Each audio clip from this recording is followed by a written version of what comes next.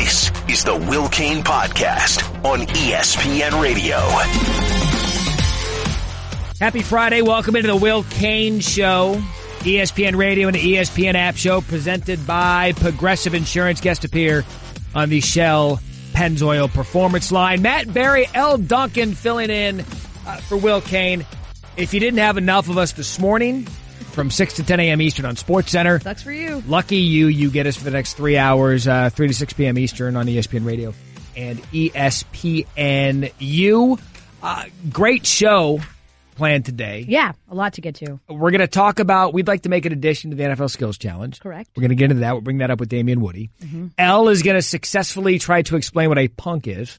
Correct. There's a difference. With perhaps a little bit of an addition. Yeah. Some Lowry seasoned salt to put on it. You will also be very dramatic about something that I said about Tiger Woods. Matt said the creepiest thing today. It was creepy, dude. And you're already being dramatic. It was so ridiculous. I did emoji eyes at you, yo. So we're going to do that. We'll get into that. I love that already, the television portion of the program. Because what I see with you every day when I do television with you is you're a mess. You're a slob. Your script management is dirty. Yep. They're all over the place. You keep the television set on SportsCenter. Well, there's a difference between dirty and sloppy. So the best sloppy. Okay. So the best part about the beginning of the show was that Cerruti gets in your ear and says, Elle, the TV people need you to move your food, your jacket. Yeah, your purse, your drink. Soda. Your soda. So I'm glad that you were at least called out on it once, and I'm not the one that always has to do it. Yeah, they give me like a cubby hole on the SportsCenter site, and it's just filled with snacks. There's snacks, there's wrappers, sometimes there's full plates of food. What were you, like, I feel like you were the roommate that stacked dishes and were just... No. I mean, I lived in a dorm, but we didn't have a kitchen. We just ate ramen noodles out of, like, Tupperware. So we washed one bowl every day, and that's all we, living the college dream. Soda's a Natty Light. It's like, you don't need dishes. We do have to start, though, however, with yet another disgusting scandal in college athletics. The news, you heard it just before we came on here, that Mark Hollis, the athletics director at Michigan State, steps down today in the wake of the Larry Nassar scandal. And then shortly thereafter, I'd say at around 1 p.m. Eastern, Outside the Lines went on the air and broke a report finding that the university has been accused of mishandling cases of football and basketball players accused of violence against women going back to 2009. Included in the OTL report, more than a dozen alleged incidents. Most of these cases have never been made public. And a former sexual assault counselor at the school says investigations routinely kept within the athletic department. A couple of bullet points we do want to get to from the overarching story from Michigan State. 16 Michigan State football players accused of rape and other violence against women since Mark D'Antonio became the head coach. D'Antonio reportedly handled one sexual assault accusation by having the player talk with his mother, that according to a former MSU sexual assault counselor.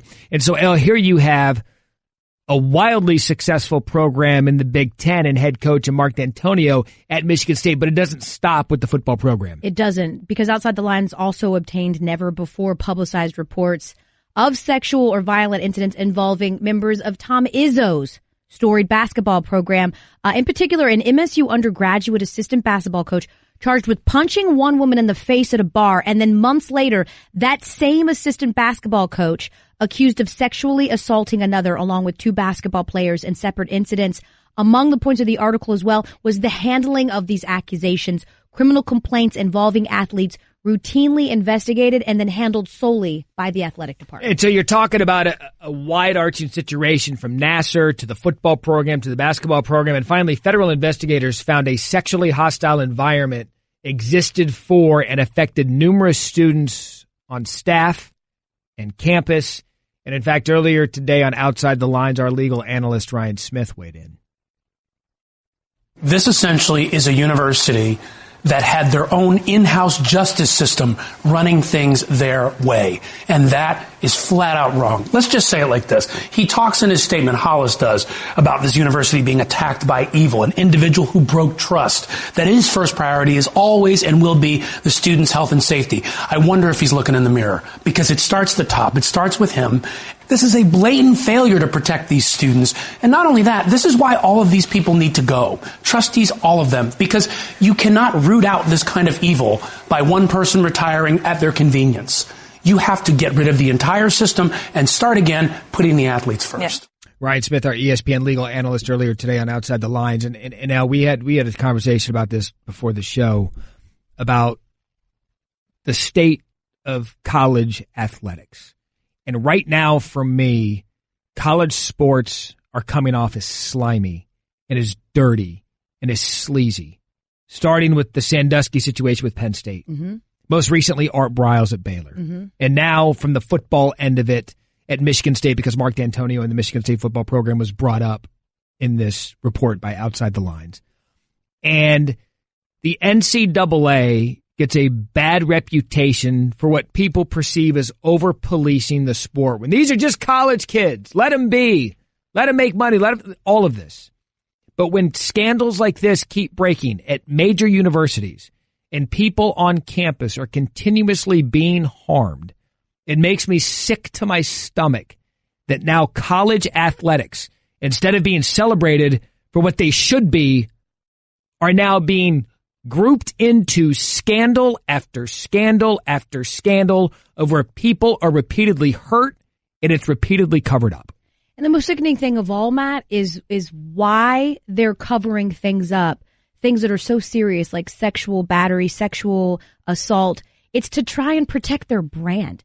That is more important to them, their brand, their programs, the boosters, the public attention. That's more important than the safety of their students. And that's what's most sickening about this. And that it's at its most basic and insignificant level, right? You see it with the cover-ups when it comes to something like a Louisville scandal with the shoes, right? Yep. And at its worst, it's when you're talking about systemic failures and failing these young women at these college and universities simply because it's more important to you that you have a quote-unquote storied program. And I'm glad you brought it up because I was one of those, and I'll be the first to admit it. When the FBI scandal came out about all of the basketball programs and the recruiting tactics and the shadiness with the shoes, my first reaction was, does the FBI not have anything better to do than go snooping around for shoes and recruits? Are these real-world NCAA problems that are affecting programs? To me, there needs to be a better check and balance with investigators and with universities that every single time you hear a name, like a Mark D'Antonio attached to it, like an Izzo attached to it, and a university to the stature of Michigan State who's been really good at sports for a long time. When you start hearing these names, you start to wonder, who can you trust? Who's doing it the right way? Where isn't this going down? Because I'll tell you this, we've seen this recently in society with the Me Too movement and all of these accusations coming out against celebrities, journalists, and athletes.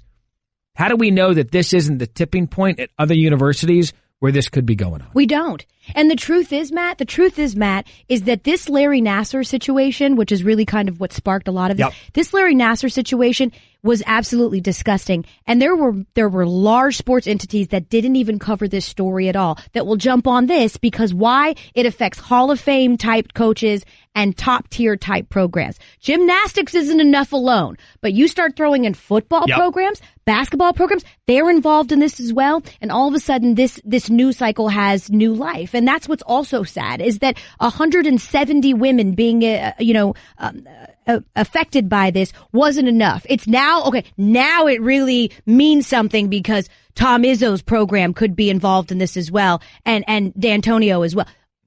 We've got a real issue here. Well, and you're right. And that does make it wrong from the standpoint of you would think the sheer number Olympic heroes, you would think that would be enough to get people's attention. And I think that it did. But you bring up an interesting point that it almost now drives home an impact that of wide-reaching culture. Correct. Because I could associate more with the Mark D'Antonios and the Tom Izzos and the players that have played for both of these men in the Final Fours and the national championships, the college football playoff just a couple of years ago, and Mark D'Antonio owning Jim Harbaugh. These are things that everyday sports fans, and if it takes someone to come out, like the gymnastics, for this to kind of start peeling back the layer of what could be a bigger issue, then let's do it. Absolutely. Absolutely. Because at first it looked like this school failed these gymnasts as it pertained to Larry Nassar. And now it's looking like, as we're seeing, that it is systemic.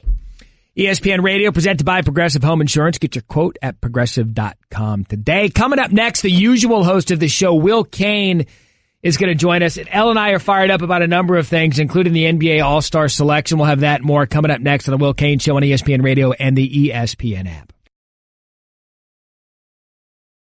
What's up, everyone? Will Cain here. Support for the Will Cain podcast comes from our friends at Rocket Mortgage by Quicken Loans.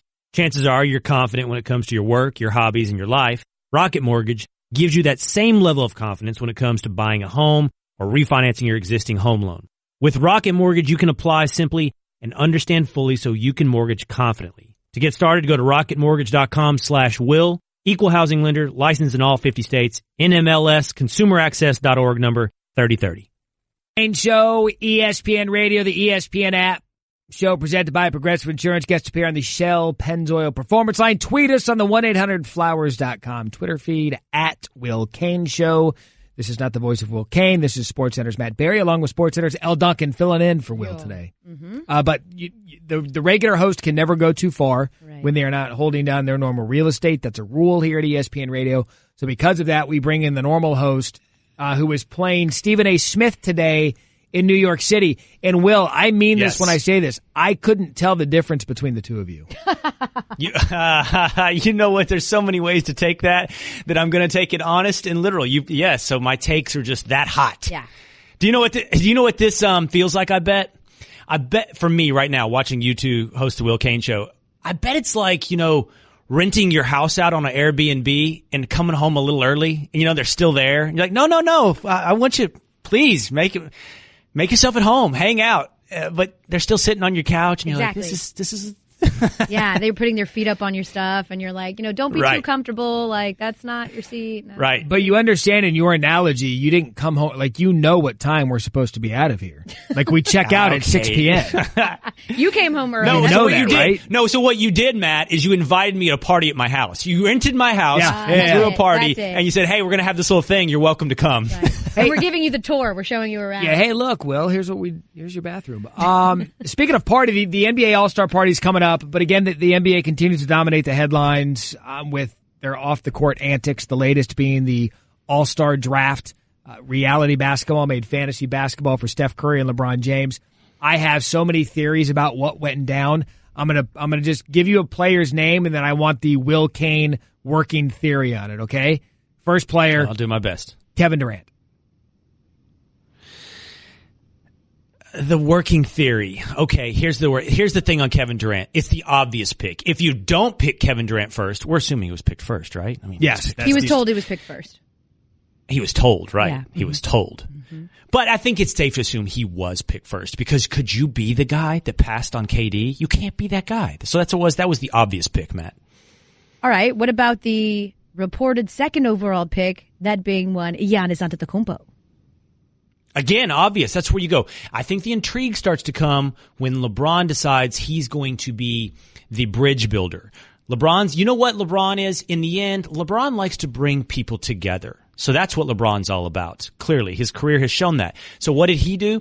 He drafted Kyrie, because we're going to all get back together. And by the way, let's bring John and Bradley, all the Wizards together. And who else did he? Let's reunite Russ and KD. See, LeBron's here just making everybody happy. He's a coalition builder, a bridge builder. The question, though, is, and this is what we were debating earlier, Will, where did Kyrie go?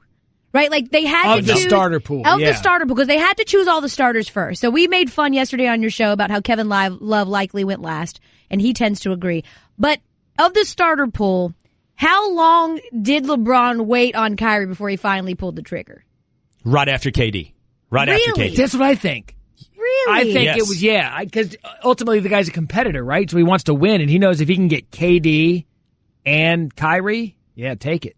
Because I feel like Steph would have been like, LeBron has the last pick without having to pick, right? Like, I get to force whoever LeBron takes at the end. And I think maybe he very pettily was like, I'm going to make you take Kyrie.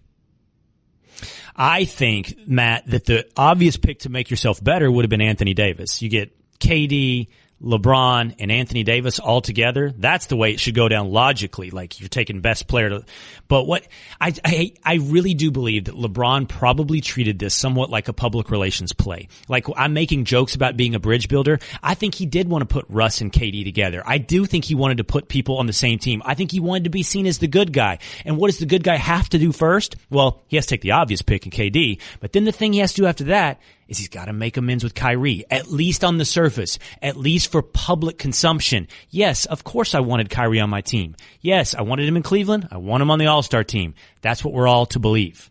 Okay, but that in and of itself explains my problem with LeBron James. I think that he's sensitive, and I think that he cares too much about what other people think.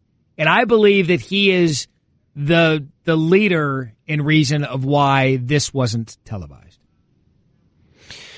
I think you're right, Matt, but here's the question to both of you. Is he any different than most of the guys on those NBA All-Star games? For that matter, is he really that different than the people walking the hallways of ESPN right now? See, I have found, and you guys can tell me if you found something different, the places you think that ego is the biggest, the places that you think confidence is the highest, is the place where insecurity lies the deepest. That's where it is. So it's mind-blowing to anyone else. Like, how could LeBron James be insecure about something? How could he be sensitive about how he's perceived? How could KD be on a burner account in YouTube comments or on the false Twitter handles complimenting himself or defending himself? But they do. And that's why you're absolutely right. That's why it's not televised. Because nobody wanted to be seen being picked last among the best players in the world. But, man, all of us with those microphones in front of our mouth, we're a bunch of insecure little fragile egos too. Most of us. Just like LeBron. I would do a SportsCenter anchor draft right now. Would you? On ES right now. Who would you draft first? SVP.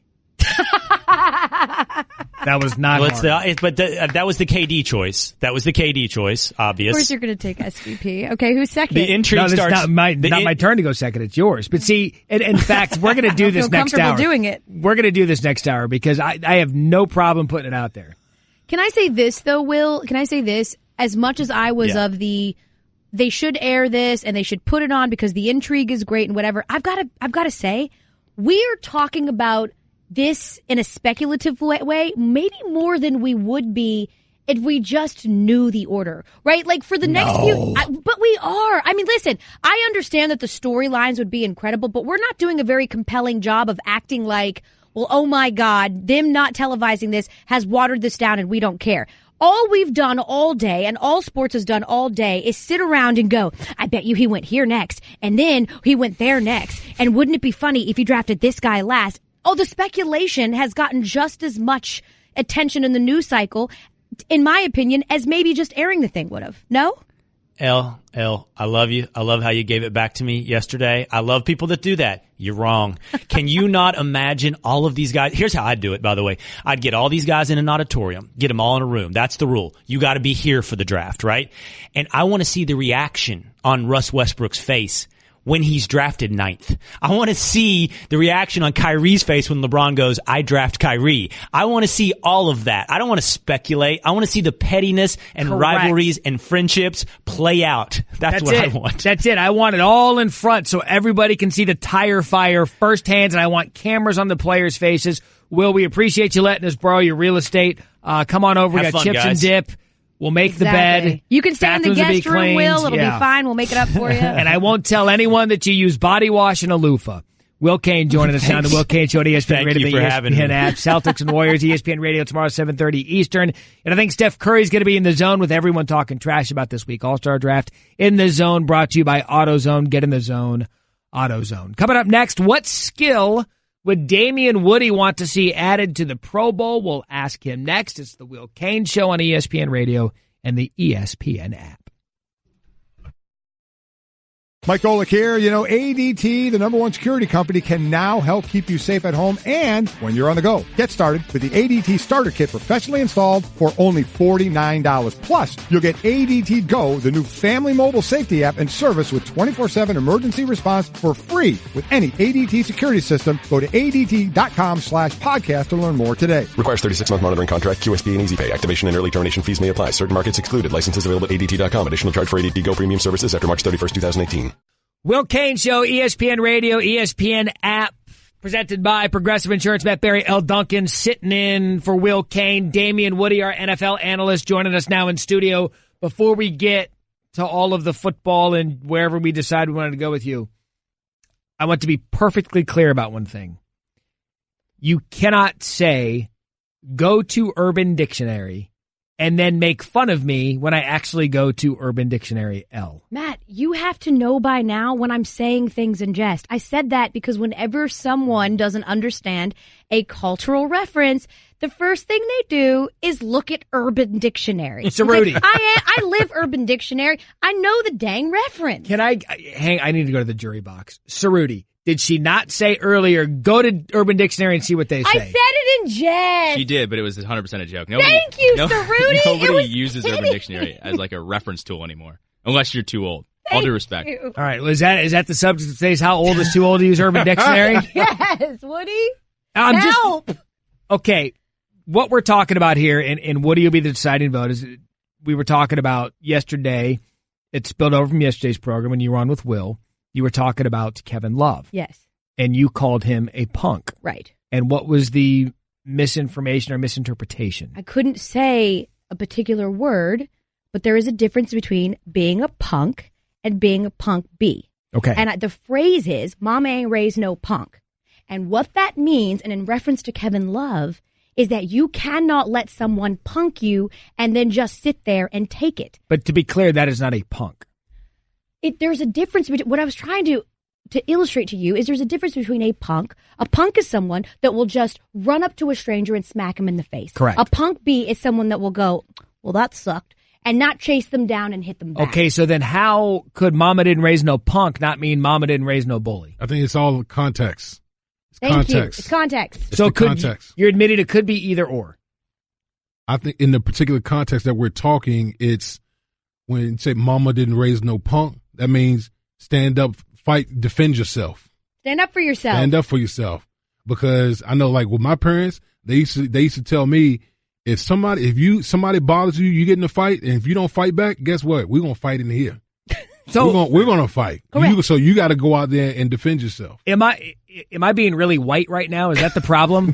I mean, is that it? I'm just trying to figure. No, because Jake's on the show and Jake's a white guy and he knew the reference as well. He knew the reference. All right. Well, there is a difference. It's like saying you can call someone a dog and that means two different things. Like a dog, like I want some dogs on my team. That boy got some dog in him. Yeah, there's that one. Right? And then he's a dog. He is a straight dog. Stay away from him, girl. I love how you changed. Yeah, you went to the girl voice there. But that's what I'm saying. Yeah. It's the same word. It can mean two totally different things depending on the context. Mama didn't raise no punk means when your teammate steps over you like a child, you don't just lay there and take it. All right, so at 3:37 Eastern on ESPN Radio, Elle just accused me of being a white male. Now to Damien Woody and the talk of the Pro Bowl fun. Look, the skills challenge has become the best part of the Pro Bowl, yes. Right or wrong? Absolutely. All right, so we want to create what we think would be a great addition to the skills challenge. Elle has a great one. We'll get to hers in a minute.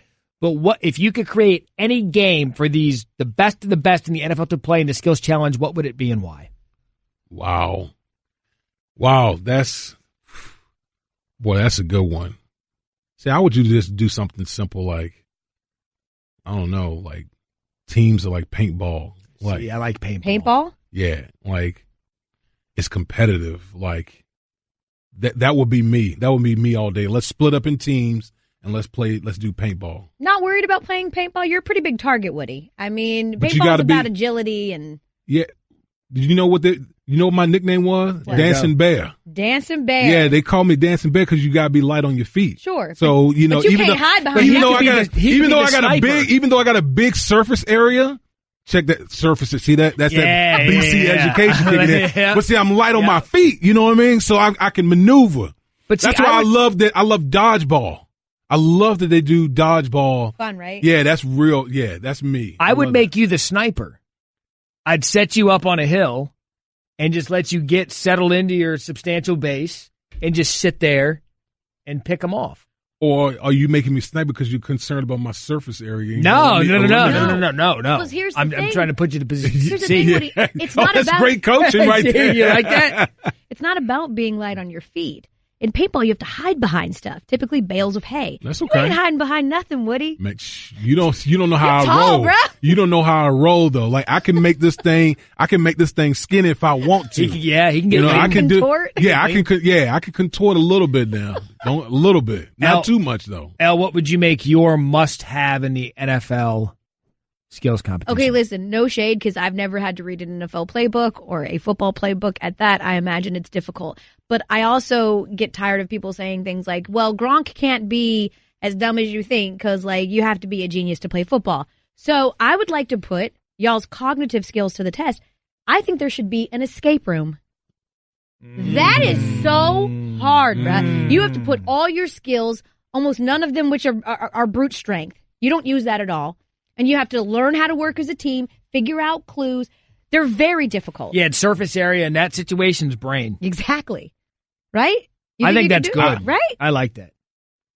Guy coming from BC, I'm You good confident? with it. I'm You good. confident? I'm confident. Oh, Okay. heck yeah, I'm Okay. confident. But would you have felt confident knowing some of your former teammates to Yeah. work your way out of a situation Yeah, I don't using know just about your brain? all that. I don't know about all that. I like Woody in this situation. I like Woody in Me that too. situation. Who's the dumbest position?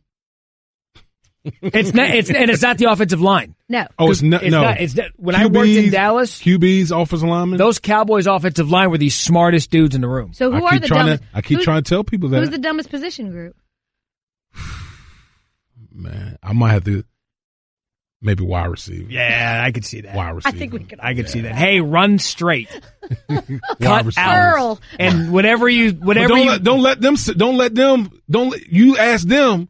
They think they're the smartest. Yeah. Oh, Definitely yeah. the cockiest. Yeah. And Yeah. all you have to do is tell them that it's all about them. Yeah. And then they're good. Yeah. Was this absolutely. the best thing you did today at ESPN? You talking about finishing the day off right? Yeah. This is exactly what I needed to transition to kind of unwind. This is perfect. Exactly. Do We you- knew you'd do well because you ain't no punk. Yes. Full circle. To use golf parlance, this was your 19th hole. Yes, it is. See? He knows. Yes, it is. I can't believe you got Punk back in there. Damien, Woody, have a great weekend. Enjoyed it. Thank you. Coming up next, we talked about what a punk is. Now, what version of punk is Kevin Love?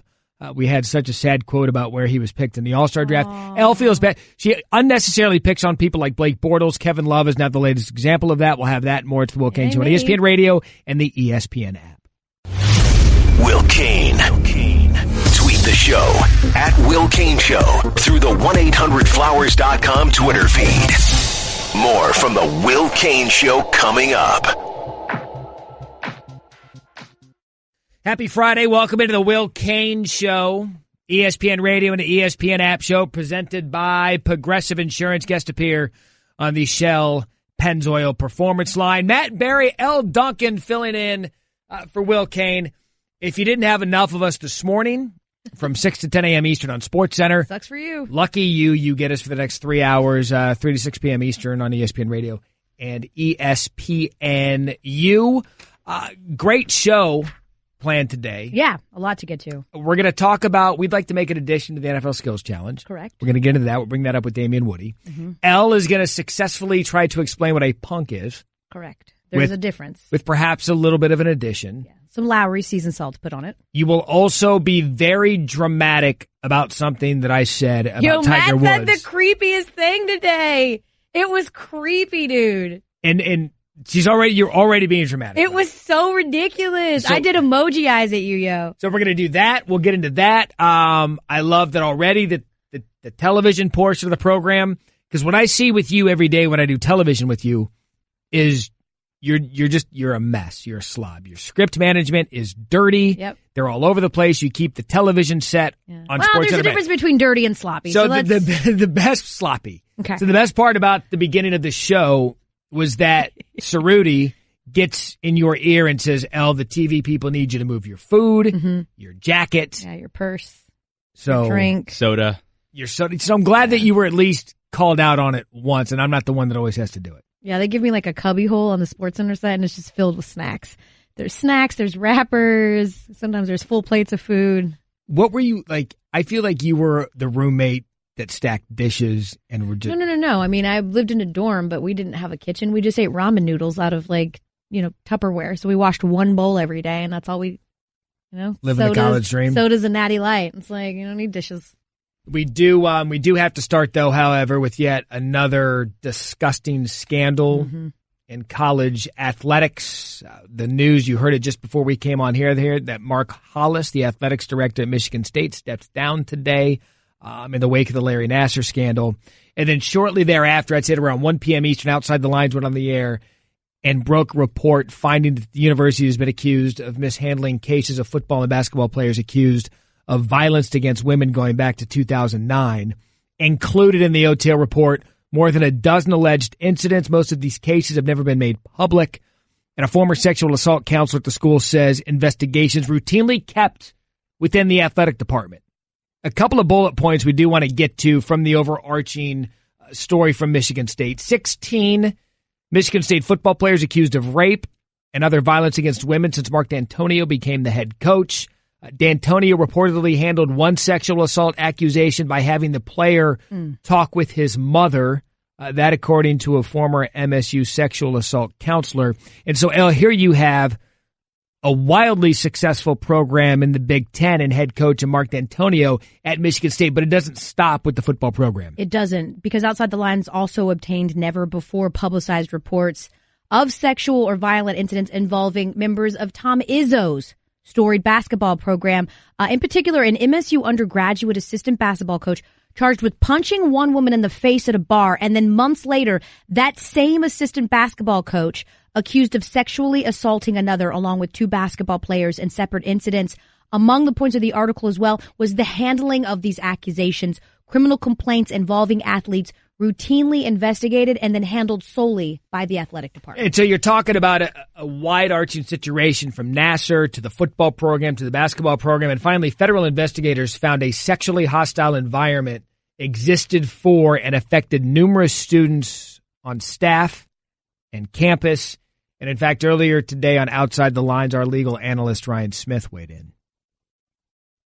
This essentially is a university that had their own in-house justice system running things their way. And that is flat out wrong. Let's just say it like this. He talks in his statement, Hollis does, about this university being attacked by evil, an individual who broke trust, that his first priority is always and will be the students' health and safety. I wonder if he's looking in the mirror, because it starts at the top. It starts with him.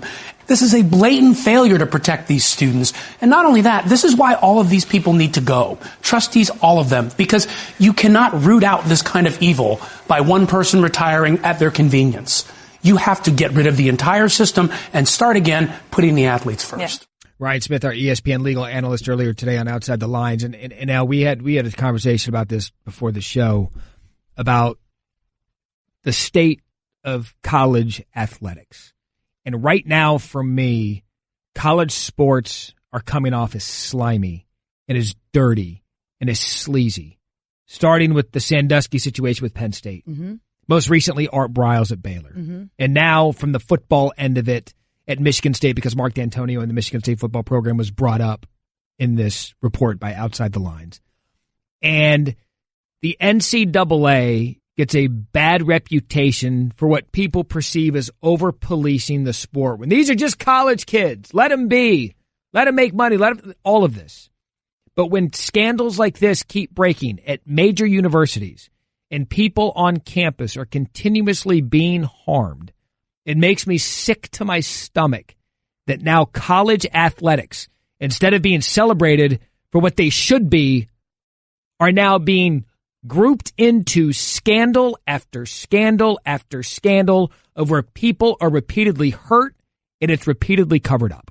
And the most sickening thing of all, Matt, is why they're covering things up, things that are so serious like sexual battery, sexual assault. It's to try and protect their brand. That is more important to them. Their brand, their programs, the boosters, the public attention. That's more important than the safety of their students. And that's what's most sickening about this. And that it's at its most basic and insignificant level, right? You see it with the cover-ups when it comes to something like a Louisville scandal with the shoes, right? Yep. And at its worst, it's when you're talking about systemic failures and failing these young women at these college and universities simply because it's more important to you that you have a quote-unquote storied program. And I'm glad you brought it up because I was one of those, and I'll be the first to admit it. When the FBI scandal came out about all of the basketball programs and the recruiting tactics and the shadiness with the shoes, my first reaction was, does the FBI not have anything better to do than go snooping around for shoes and recruits? Are these real-world NCAA problems that are affecting programs? To me, there needs to be a better check and balance with investigators and with universities that every single time you hear a name, like a Mark D'Antonio attached to it, like an Izzo attached to it, and a university to the stature of Michigan State who's been really good at sports for a long time. When you start hearing these names, you start to wonder, who can you trust? Who's doing it the right way? Where isn't this going down? Because I'll tell you this, we've seen this recently in society with the Me Too movement and all of these accusations coming out against celebrities, journalists, and athletes. How do we know that this isn't the tipping point at other universities where this could be going on? We don't. And the truth is, Matt, is that this Larry Nassar situation, which is really kind of what sparked a lot of this Larry Nassar situation was absolutely disgusting. And there were large sports entities that didn't even cover this story at all that will jump on this because why? It affects Hall of Fame type coaches and top tier type programs. Gymnastics isn't enough alone, but you start throwing in football programs, basketball programs, they're involved in this as well. And all of a sudden this news cycle has new life. And that's what's also sad is that 170 women being, affected by this wasn't enough. It's now it really means something because Tom Izzo's program could be involved in this as well, and D'Antonio as well. We've got a real issue here. Well, and you're right, and that does make it wrong from the standpoint of you would think the sheer number Olympic heroes, you would think that would be enough to get people's attention, and I think that it did. But you bring up an interesting point that it almost now drives home an impact that of wide-reaching culture. Correct. Because I could associate more with the Mark D'Antonios and the Tom Izzos and the players that have played for both of these men in the Final Fours and the national championships, the college football playoff just a couple of years ago, and Mark D'Antonio owning Jim Harbaugh. These are things that everyday sports fans. Right. And if it takes someone to come out, like the gymnastics, for this to kind of start peeling back the layer of what could be a bigger issue, then let's do it. Absolutely.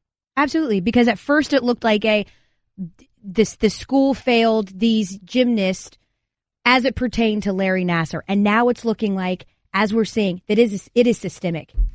ESPN Radio, presented by Progressive Home Insurance. Get your quote at progressive.com today. Coming up next, the usual host of the show, Will Cain, is going to join us. And Elle and I are fired up about a number of things, including the NBA All-Star selection. We'll have that and more coming up next on the Will Cain Show on ESPN Radio and the ESPN app.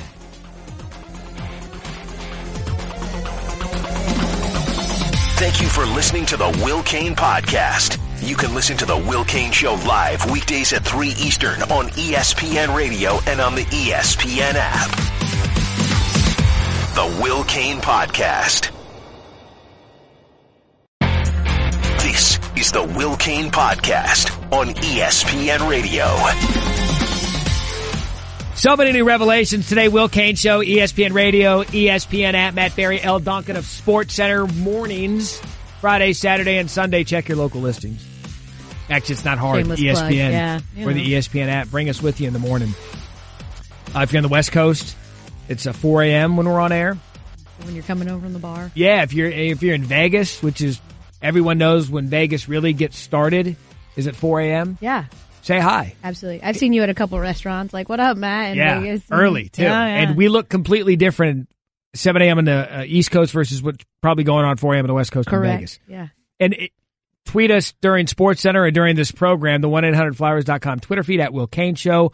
1-800-Flowers.com always has something to surprise her. Right now, when you order a dozen multicolored roses for only $29.99, you'll get another dozen plus a vase absolutely free. To order, go to 1-800-Flowers.com/ESPN, especially with Valentine's Day coming around. Oh, yeah. You can get a good deal. It's cute. You say vase. I say vase. I'm glad you beat me to it, because what I was going to tell you is it drives me nuts, people who say vase. Really? I say vase. Why do you say it just that way? It sounds extra pretentious. It sounds beautiful.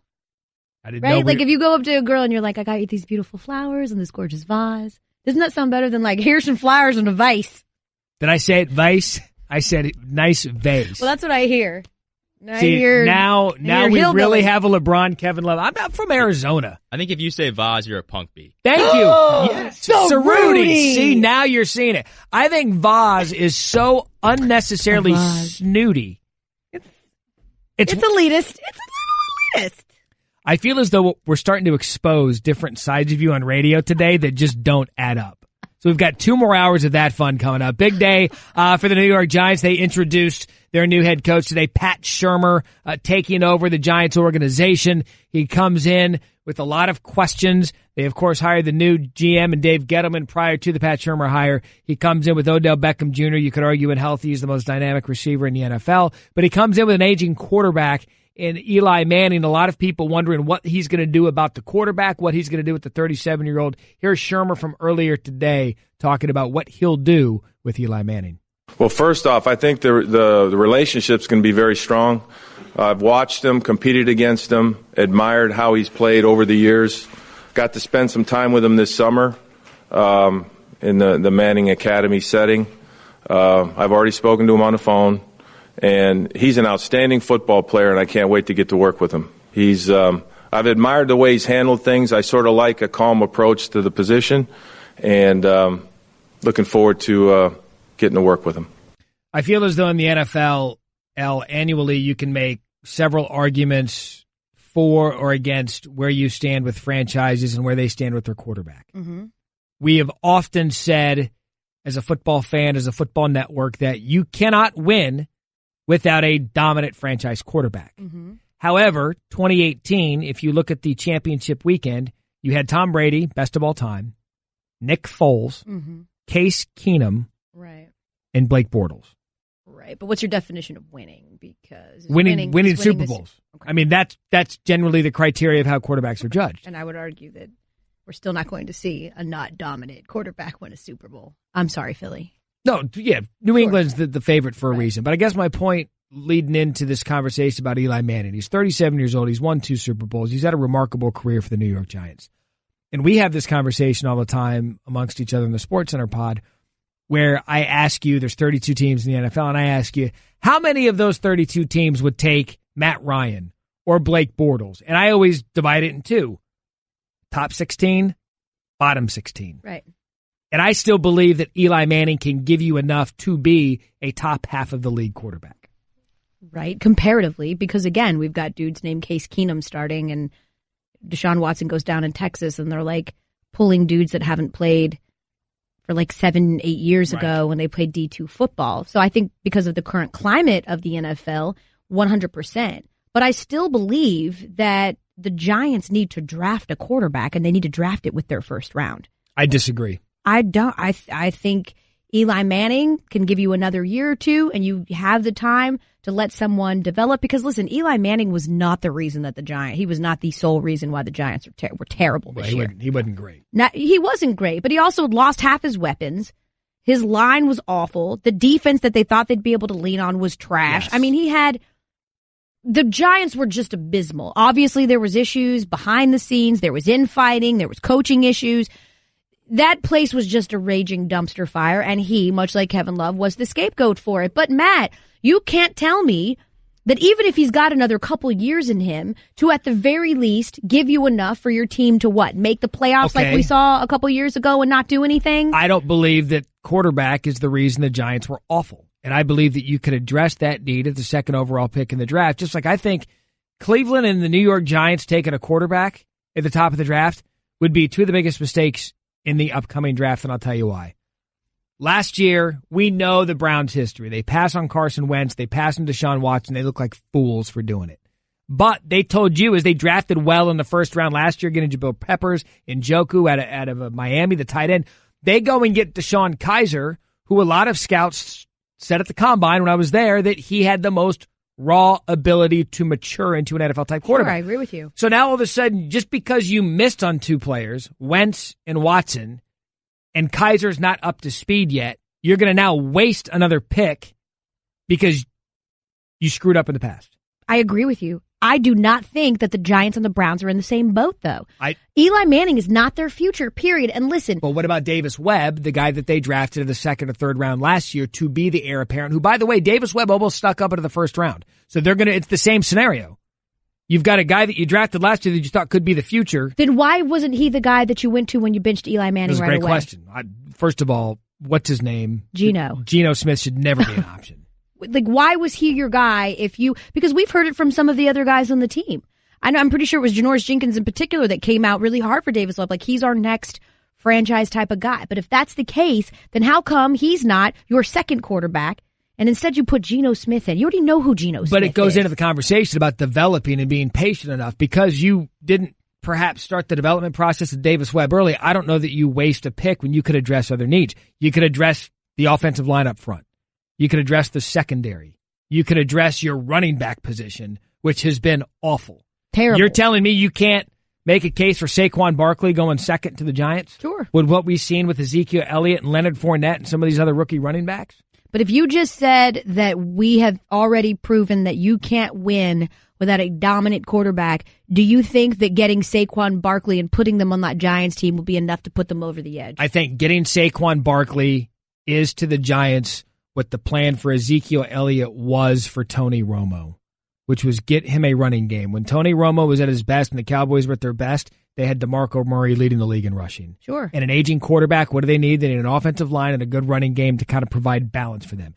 Yeah, you get Eli, a Saquon Barkley, and Brandon Marshall stays healthy, and Odell Beckham Jr. stays healthy, and Sterling Shepard continues to develop into a nice receiver, and they've got the kid out of Ole Miss, Evan Ingram, as a tight end. Yeah, I think it solves a lot of problems. I don't think drafting one of these quarterbacks that we don't know much about is going to do it. Certainly not Josh Rosen. I have all kinds of stuff on Josh I know. Rosen. You talk about me with Matt Ryan and Blake Bortles. That's your Josh Rosen, bruh. Now, I'll tell you this, though. I'd take Baker Mayfield and the Cardinals in a heartbeat. Would you? In a heartbeat. Despite some of the reports coming out that at the we'll the get Senior to Bowl, he's known. Yeah, okay. We'll get to that. Get into that? Yeah, we're going to go to the Senior Bowl coming up in just a bit. Daniel Jeremiah of the NFL Network is going to join us 5:15 Eastern here on the Will Cain Show. Reminded you can watch all 3 hours of the show on ESPN News. I'll wave at the camera. I don't know if you've been on TV. It's right there. Oh, there it is. Coming up. No, we're not TV ready. Oh, okay. Yeah. The headphones threw that away. Yeah. Coming up next, will Brady pass Jordan as the greatest of all time? I won't say GOAT. Plus, Baker Mayfield said he wants to turn around the Browns. That's a tall task. Matt Barrie and Elle Duncan on the Will Cain Show. No one's ever said that before. ESPN Radio, ESPN app. What's up, everyone? Will Cain here. Support for the Will Cain podcast comes from our friends at Rocket Mortgage by Quicken Loans. Chances are you're confident when it comes to your work, your hobbies, and your life. Rocket Mortgage gives you that same level of confidence when it comes to buying a home or refinancing your existing home loan. With Rocket Mortgage, you can apply simply and understand fully so you can mortgage confidently. To get started, go to rocketmortgage.com/will. Equal housing lender, licensed in all 50 states. NMLS, consumeraccess.org, number 3030. Does this league need Tom Brady in the Super Bowl? No, you're damn right. Oh, the NFL needs Tom Brady desperately. Up under center. Takes the snap. He play fakes Dwight. Stands in the end zone. He looks down the middle. He fires, and the ball is caught in the back of the end zone by Danny Amendola. He made the grab just inside the end line. And New England is taking the lead. I love Tom Brady.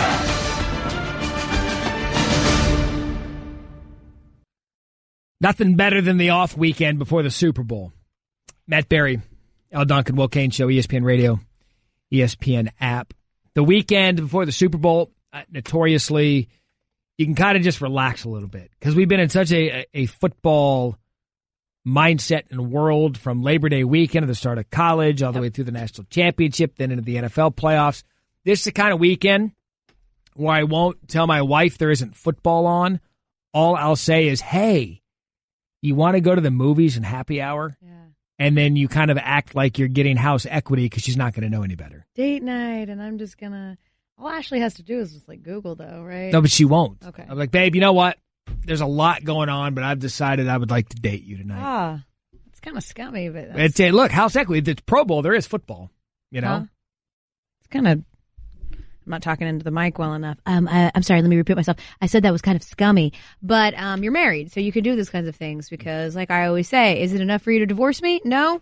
Cool. All right.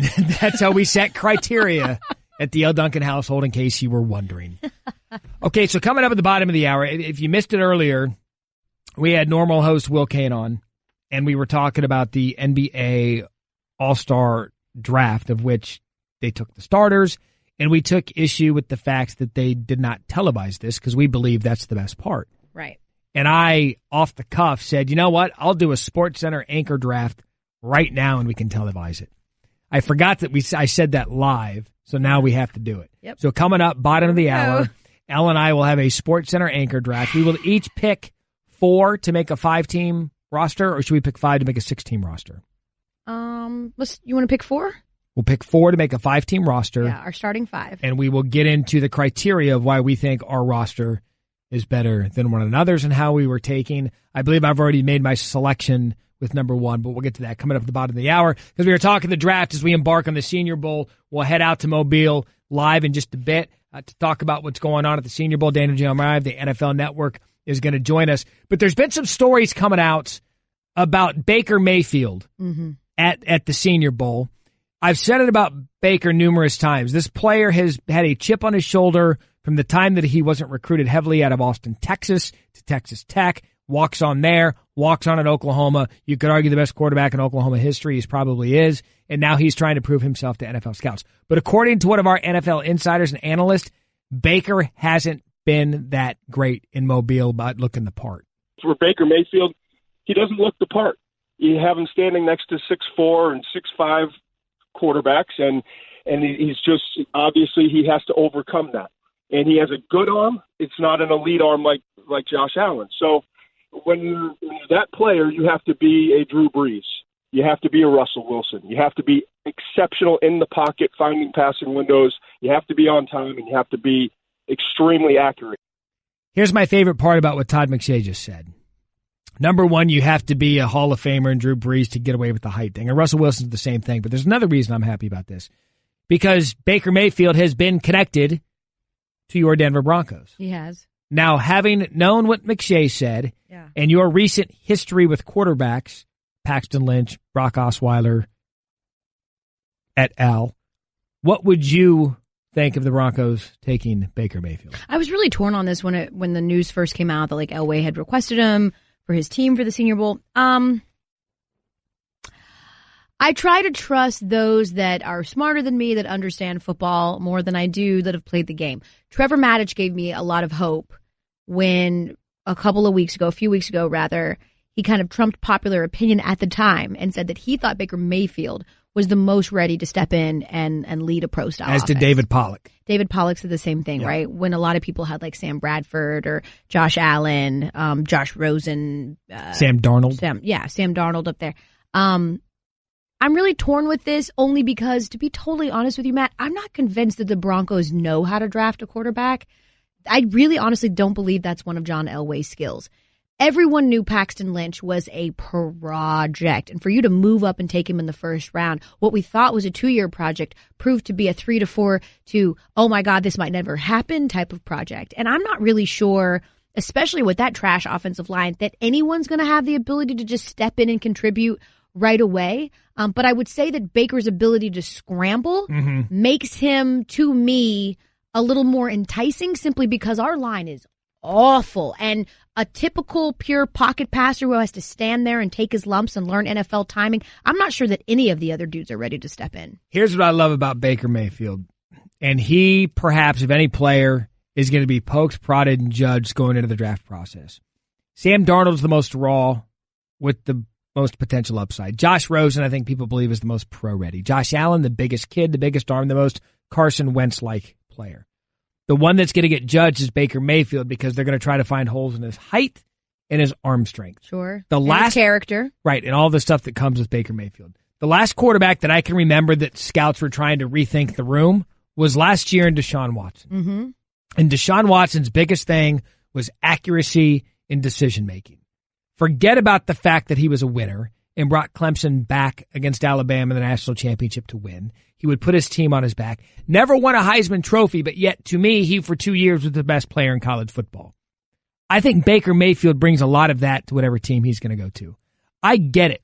There's a lot of stuff around Baker Mayfield, but the guy puts his team on his back with a will to win, perhaps unlike any player I saw this year in college football. And I want that on my team. Okay, so do you think, though, that he's the best out of the current crop, or do you actually think he's a guy you can build a franchise around, or is he just the best of the pick of the current litter? You want to know what the answer is? I don't know. And I don't think anyone knows when drafting a quarterback in the first round. No one knows. How do you know that Pat Mahomes, who the Chiefs drafted and traded up for 10th, who started at Texas Tech, how do we know that he's going to be the guy that they drafted up for? We don't. We didn't know. Look, a year ago, Jared Goff was a joke. Oh, yeah. They wanted to trade him for some chips. Yeah, you don't know what you're getting with these players when you draft them in the first round. And so, as an organization, you almost have to take a look at, okay, what are we looking for in our quarterback? The Broncos' needs are completely different than the Arizona Cardinals' needs. Team that I follow in Arizona, from Arizona. They're a completely different type of need. But ultimately, if you're a team that does in fact need a quarterback, you just got to find the one that best fits what you guys do rather than what the numbers and the measurements say. That's fine, but I would say the one caution, and I love the man, but the one caution with another quarterback that Denver drafted years ago when all of the signs pointed to he's probably not ready, and the other side was, but you want a winner, and nobody wants to win more than Tim Tebow wants to win. And we saw that at first. And I always caution, listen, Deshaun Watson looks to be the part, but I always caution people from being too excited about someone after 1 year. Once they figure out your tendencies, once they figure out your game, once they get enough game film on you, they figure you out. That goes both ways. RG3 was fantastic to start. Phenomenal. Yeah, but he hurt his knee. He did, but at the same time, what made him, they started to figure out. Michael Vick, he was revolutionary at the time. Yep. He was generational, but once they figured out his tendencies, and once they figured out his weaknesses, he was never the same. And that was before the dogfighting incident. But look, and that's going to go for guys like we saw with Dak Prescott. Had a little bit of fallback this year. There were other issues with Ezekiel Elliott and with the receivers. We can go both ways on that. I just find that when you're drafting a quarterback, that each of them is going to have some upside. A lot of them are going to have some downside, and you just got to find a happy medium between the two. So very quickly, you're John Elway. Baker Mayfield is still available at 5. Do you take him? No. Who do you take? Because I don't think 1 and 2 are going to be quarterbacks by the teams that are currently in the slot if they trade out. Who do you take? If I'm the Broncos, need offensive line help? Yes. Get the kid from Notre Dame. So no quarterback? No. What? ESPN Radio presented by Progressive Insurance. Drivers who switch to Progressive can save an average of $620. Coming up, is Brady the greatest athlete ever? Plus, in light of the NBA All-Star Draft, we're about to have a Sports Center anchor draft. Wait, what? That and more coming up next. Will Cain Show, ESPN Radio, and the ESPN app. Can I Will Cain. The Will Cain Show is presented by Progressive Insurance. Guests appear on the Shell Pennzoil Performance Line. More from the Will Cain Show coming up.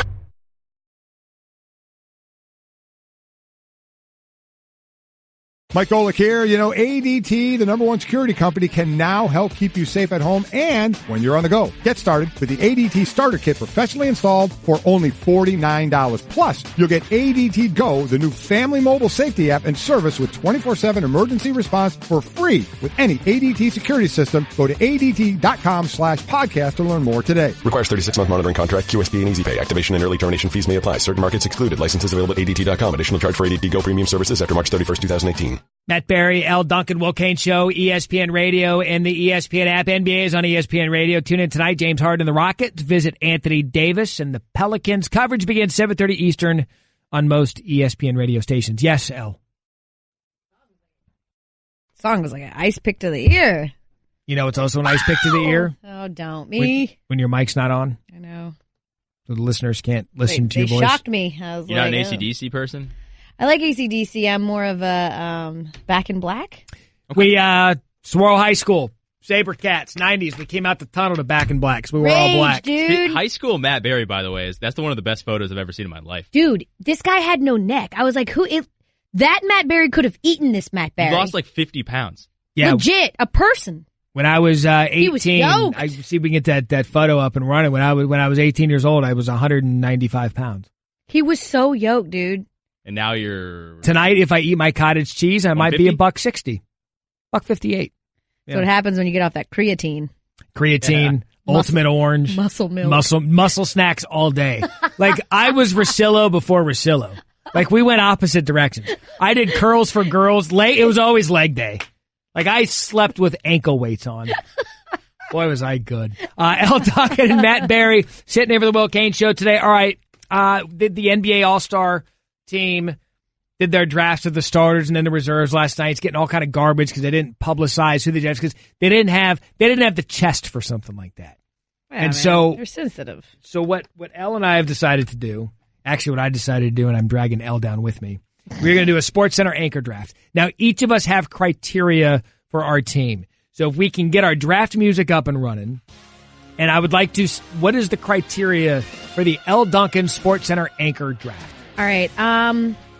You know, all of the SportsCenter anchors are incredibly skilled and professional. That's why they are where they are. Thank you for the disclaimer. Yeah, but I would like to be able to believe that my team could understand cultural references. Okay. You know, such as Punk B, or if I was to throw in a little Migos, they would get it.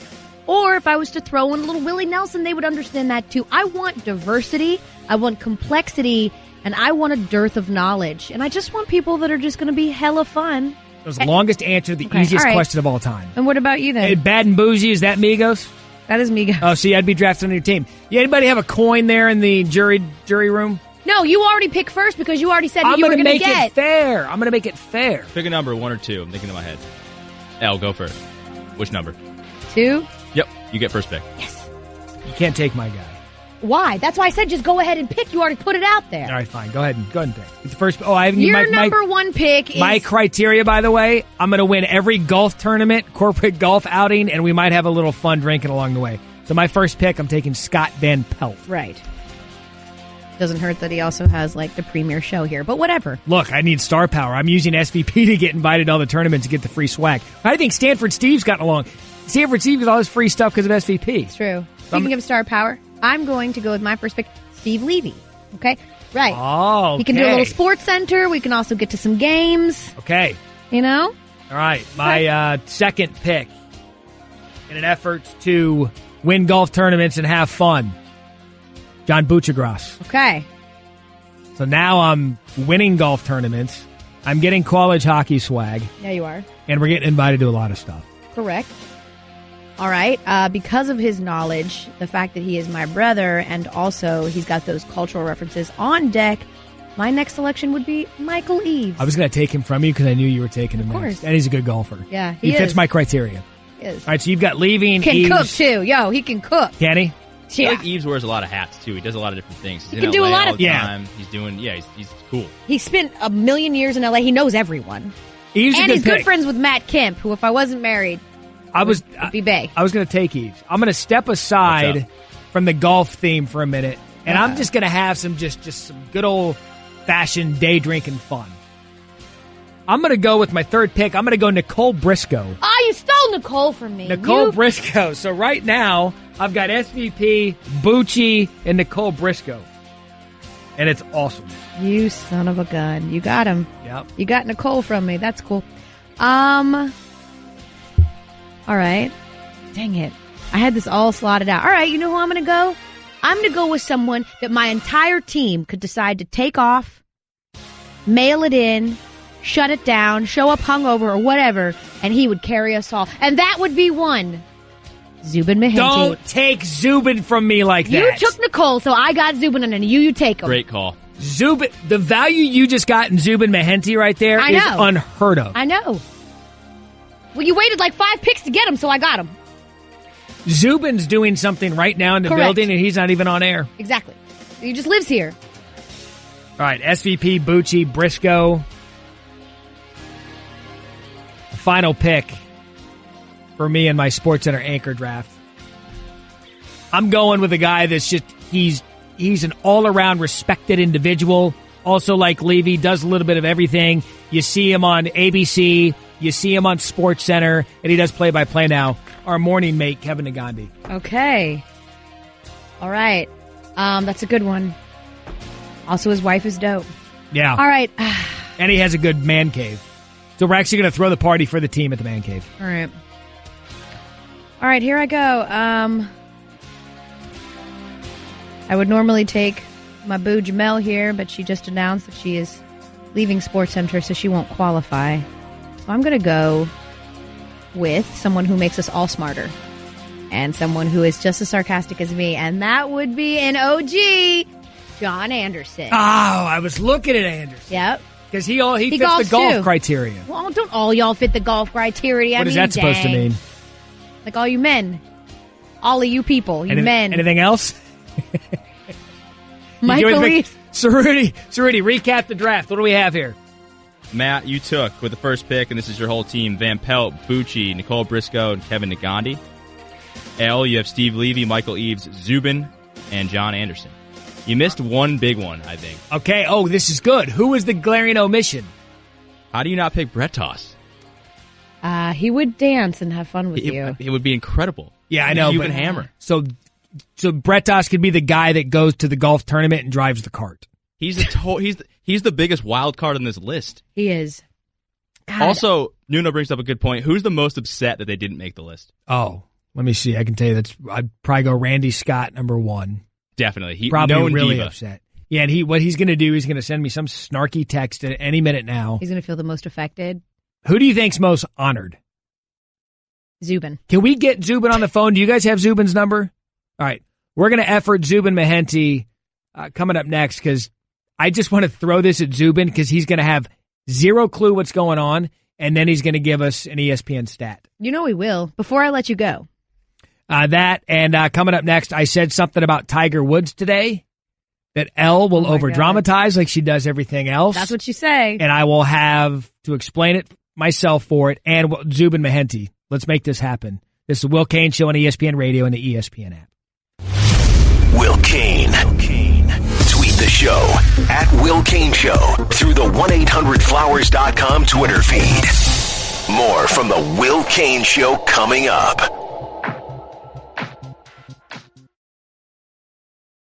Matt Barrie, Elle Duncan from SportsCenter today, filling in for the Will Cain Show.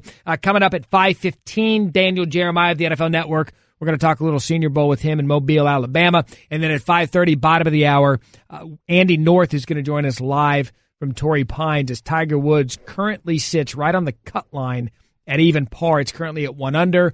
We're going to get to Tiger Woods with Andy North.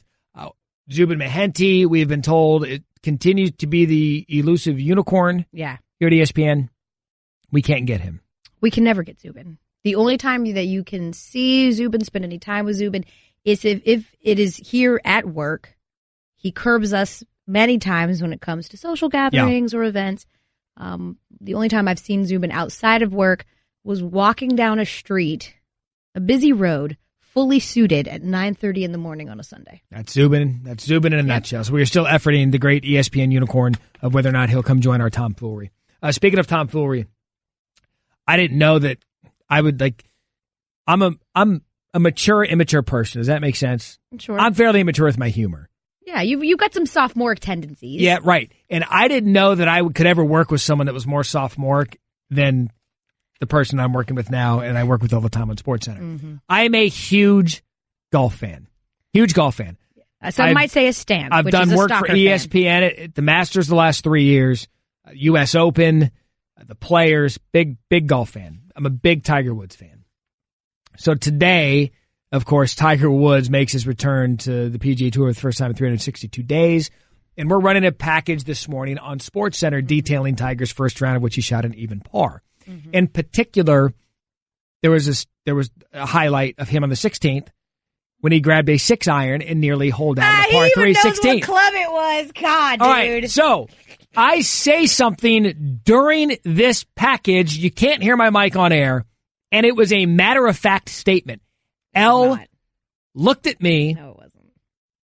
And couldn't believe I said what I just said, but I'm going to let her dramatize what I said, and I'm explaining it. So, again, she wanted music to drive home the point. So, Elle, tell the listener what I said about Tiger Woods. No one's talking on set. We're all just hanging out and just looking at scripts, figuring out what we're doing next. The package is running, but no one's talking. And all of a sudden you hear Matt Barrie go, "My God, his body looks great." He got Mariah Carey on it. He's like, that is not what I said. I wish I had your body.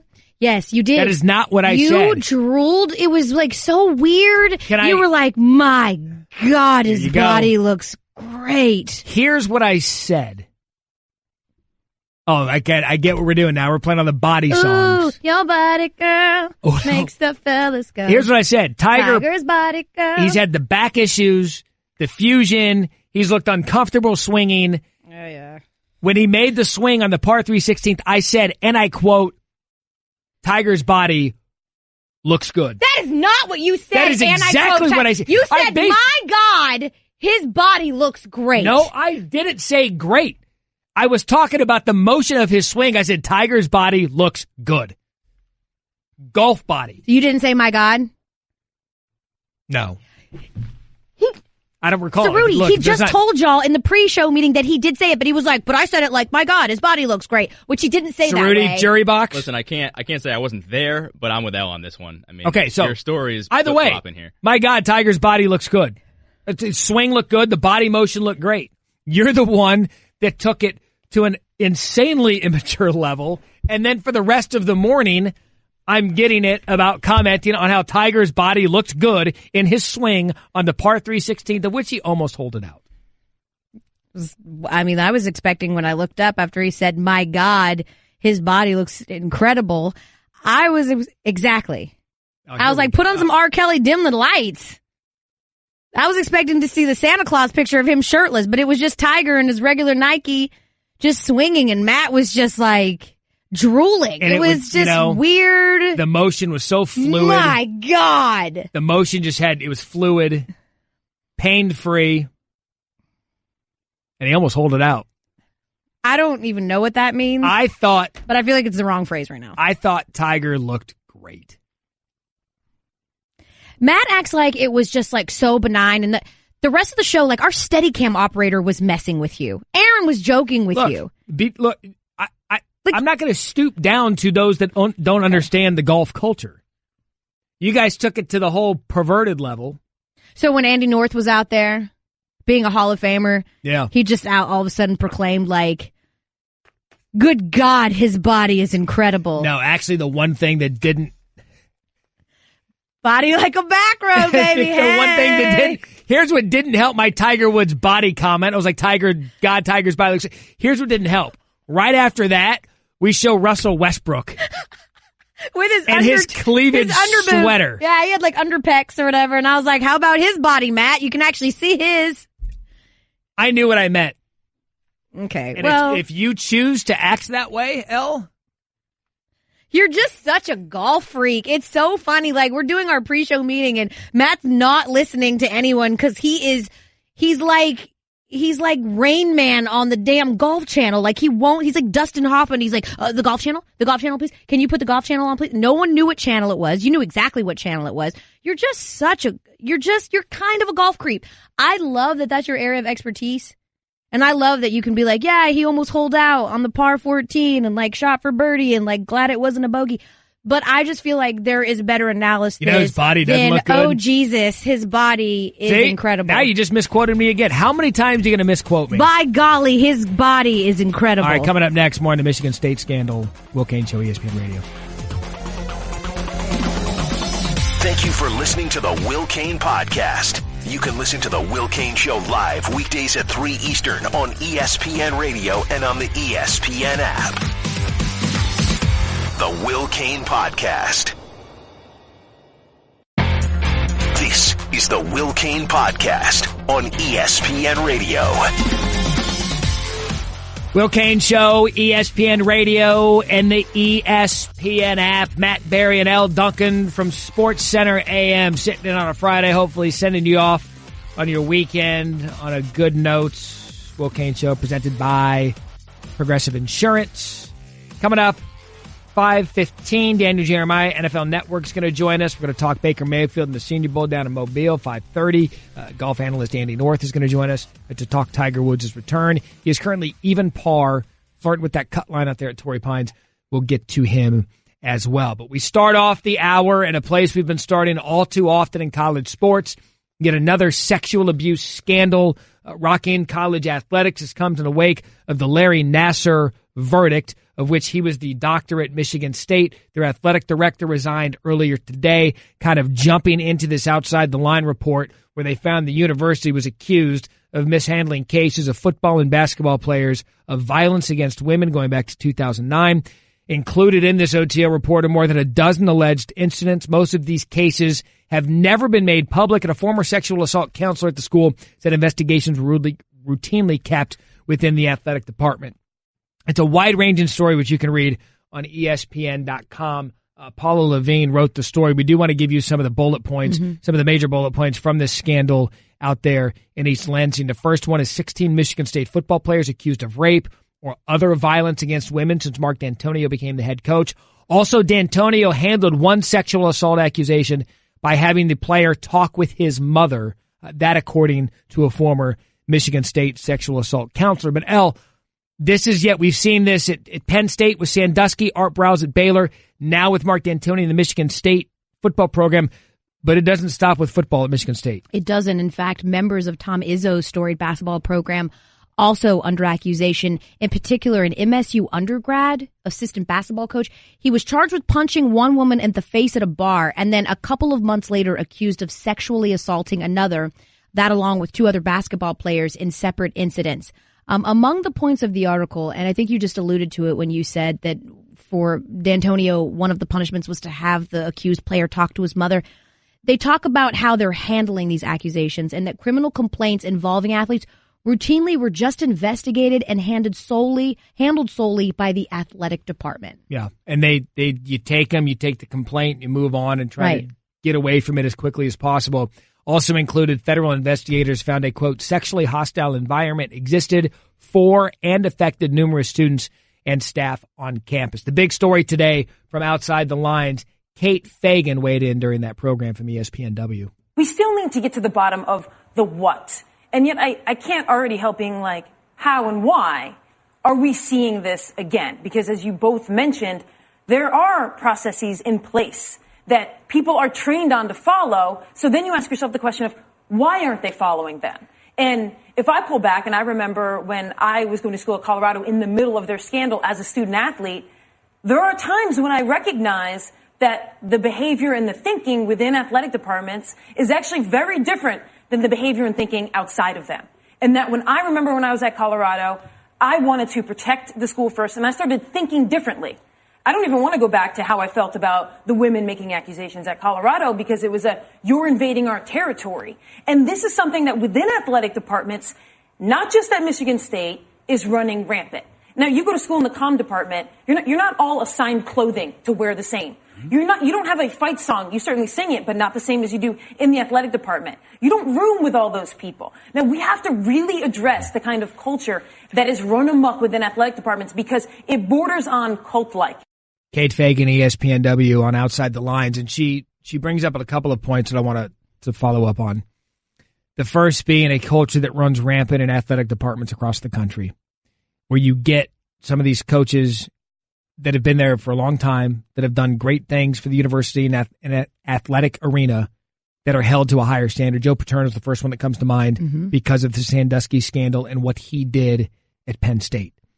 Art Briles was nowhere near that at Baylor, but what he did was he took a Baylor football program that was not only a doormat in the Big 12, it was a doormat in the country. They won back-to-back conference titles and became a perennial playoff threat.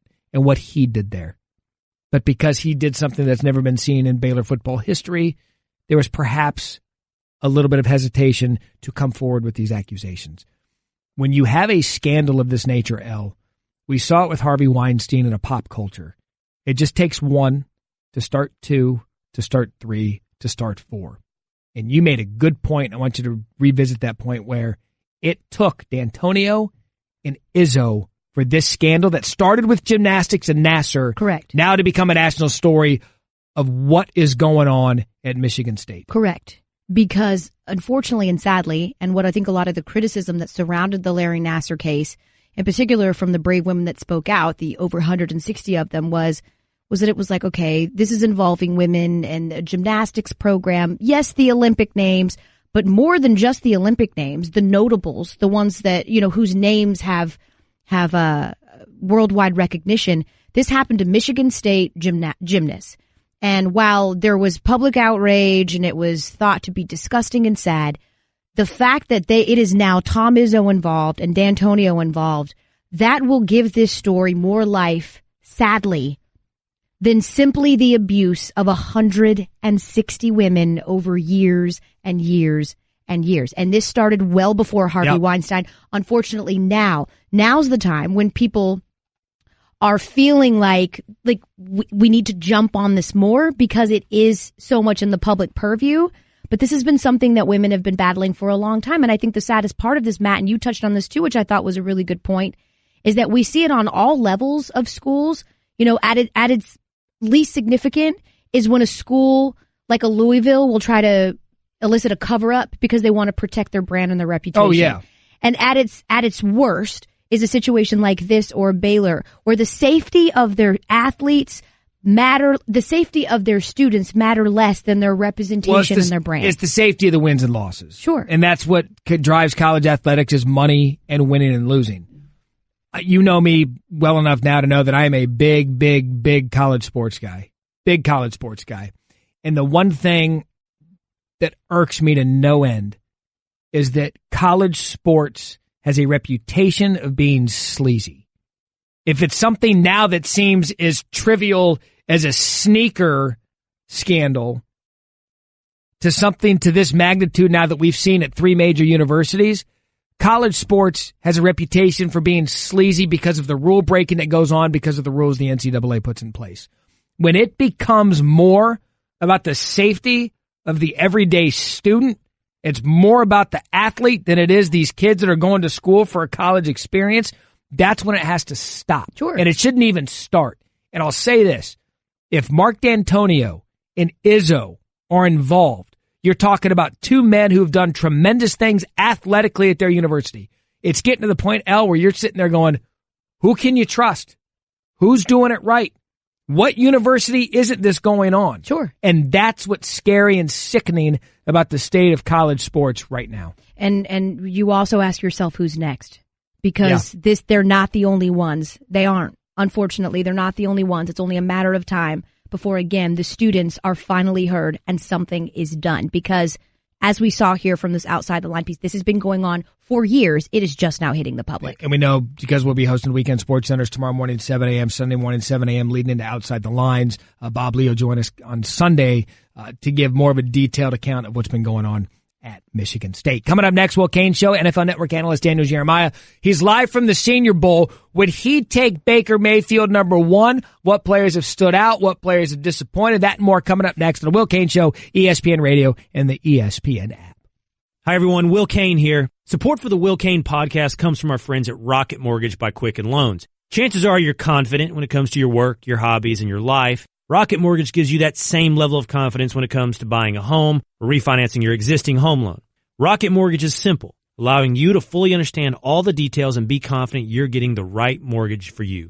To get started, go to rocketmortgage.com/will. Equal housing lender, licensed in all 50 states, NMLS consumeraccess.org number 3030. Now it's a show. 90s hip hop, the Will Cain Show. ESPN Radio, the ESPN app, Matt Barrie, Elle Duncan, SportsCenter AM, filling in for Will Cain on a Friday. Fallout continues on the 1-800-Flowers.com Twitter feed of our SportsCenter anchor draft. Ty Phillips weighs in. How could neither of you guys take Neil Everett? That's easy. He gets to live in L.A. He's not eligible. Yeah. He lives the L.A. life. Yep. Him, Stan. He's not allowed. Nope. Also, we continue to attempt to get SportsCenter's unicorn Zubin Mehenti. Who I drafted on my team. Parts unknown, Zubin. But parts are known for the NFL Network's Daniel Jeremiah on the show. Pennzoil Performance Line brought to you by Pennzoil Synthetics, taking motor oil performance to a whole new level. Make the switch to Pennzoil Synthetics today. Daniel's live in Mobile at the Senior Bowl. And Daniel, I'm going to get right to it because quarterbacks are always the story when it comes to the Senior Bowl. What has been the overall thought on Baker Mayfield? I think overwhelmingly positive. I mean, first of all, it was big that he came down here. We didn't know if he was going to show up. So for him to make that decision to come here, I thought was big. And then I thought he was the most consistent of anybody on the field. I mean, just from day to day, you knew exactly what you were getting. I thought he showed himself very well. Okay. So you're saying that you think he's doing pretty well and that the feedback is overwhelmingly positive. One of our colleagues, Todd McShay, says that Baker looks to be maybe struggling a bit. His height is a bit of an issue. His lack of arm strength is showing as well, that alluding to maybe him taking a step back from what people originally thought before the Senior Bowl. What do you say to that? Yeah, I don't agree with that. I love Todd. We're good friends, but that's what the beauty of evaluation is. You can be out there and watch the same thing and come away with different interpretation of it. But I think his arm's plenty strong enough. He throws with anticipation and timing more so than any of the other quarterbacks down here. And I thought he showed he could make every throw you needed to make. And the other thing that he brings to the table is just how quick his release is, how quick he works through progressions. You can watch him work the full field at a practice like this where you're getting a new plays with new players, to watch a guy work from the left all the way to the right, 1, 2, 3, 4, and deliver the ball. It shows you that he can process pretty quickly. You know, and Daniel, we look at players every year that tend to help one another out in terms of what one player does in a previous rookie season. I like to make the comparison. Zeke Elliott made it a thing again that it was okay to draft running backs really high in the first round because of it. We saw Jacksonville do it with Leonard Fournette last year. I'm going to make the parallel here with Josh Allen and what Carson Wentz has been able to do. Coming from a small school in North Dakota State, Allen comes from Wyoming. They had the same coach in Craig Bohl coaching both of them. What has been the attitude around Josh Allen, and how much has the Carson Wentz factor helped him? Well, I think the Wentz thing helps him, but I think Carson was way more polished coming out than Josh is. I think Josh has that same arm. He's probably even a better athlete, and he's just got that same size. So those things you love about him, I just think he's a little bit further away. I thought Carson was in terms of anticipation, timing, just a better, more instincts, I would say, functioning inside the pocket. I think Josh can get there. I don't think he's there yet. I think he'll require a little bit more time. But, man, you can get him in the right spot where he's got a little bit of time and you want to be a play-action team and take shots downfield and let the quarterback move around a little bit. You can hit the jackpot with him. NFL Network's Daniel Jeremiah joining us now live from Mobile, Alabama in the Senior Bowl. Okay, one of the things that I enjoy doing, but I know that you writers hate doing, is speculating. So here, I'm going to make you do it anyway, Daniel. Every year we see some names that go in hot as fire, and then after the Senior Bowl, maybe lose a little bit of draft stock. Obviously, there's workouts still, pro days and all those things. But who would you say's draft stock will be helped after the Senior Bowl based on what you're seeing right now, and whose could potentially be hurt based on what you're seeing right now? Well, yeah, it's great to come out of this week and see these guys side by side and see how they stack up with one another. I think in terms of guy that helped himself, I can stay at the quarterback position and say Luke Falk. He does not have a big arm, but I thought he handled himself very well out here. And some concerns you have: does he have enough, velocity to be able to play? I think he answered that question. He met that threshold and had a solid week. So I think he helped himself.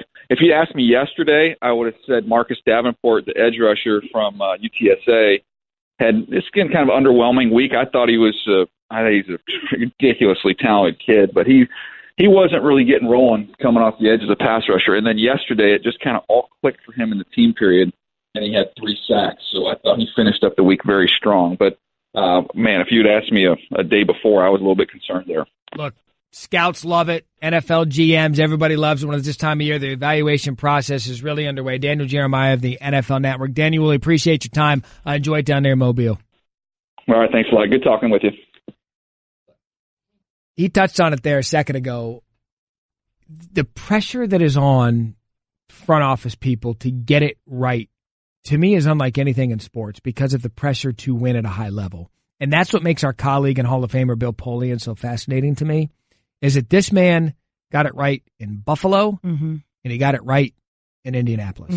Getting it right twice is unheard of. Yeah, it's difficult. It's difficult. Do you put a lot of stock into the to the Senior Bowl now that you do? Yeah, I do, because what you're doing then is you're taking, there's a lot of evaluation with some of these seniors around there. You're taking how they handle other people at their position that are category, as good as them, as good as like Baker Mayfield, as good as Josh Allen. You're putting them in a group where they're both amongst their peers and the best of their peers. So you can see how they interact with people. A nerdy thing for me, I love that they switch over to the NFL ball in the Senior Bowl. These guys have been throwing the college football forever. Now they throw the NFL ball, completely different look, feel. You get to see their arm strength. But moreover, it's a sign of competitiveness. You get to see offensive linemen, one-on-ones, receivers, DBs. You get a sense for how much these kids really want to be in the NFL. And some of the scouts will tell you, they love the combine. Combine gets a little weird because of the measurements and all that stuff that's worthless to me, like the 40. But the Senior Bowl, it's football. And that's how these scouts look at it. You'd put it above pro days? Yes. Oh, pro days to me are a third joke. Okay. Pro days are a joke. I covered Deshaun Watson and Mitchell Trubisky's pro day for SportsCenter on the road last year, and it's a controlled environment. Sure. Like Mitchell's passes, when we came out of that workout, we were like, I was there with McShay, and when we came out of that workout, we're like, this kid can sling it. This kid's mobile, and he is. But you have to understand it's a controlled, comforting environment for these players, and the players are scripted. And so they know exactly what's going on. Now, there'll be an individual side workout where scouts will say, hey, we want to see you do this, and hey, we want to do that. Pro day is for one thing and one thing only. It's to validate what happened at the combine, or it's a player's first workout who chooses to skip the combine or wasn't invited.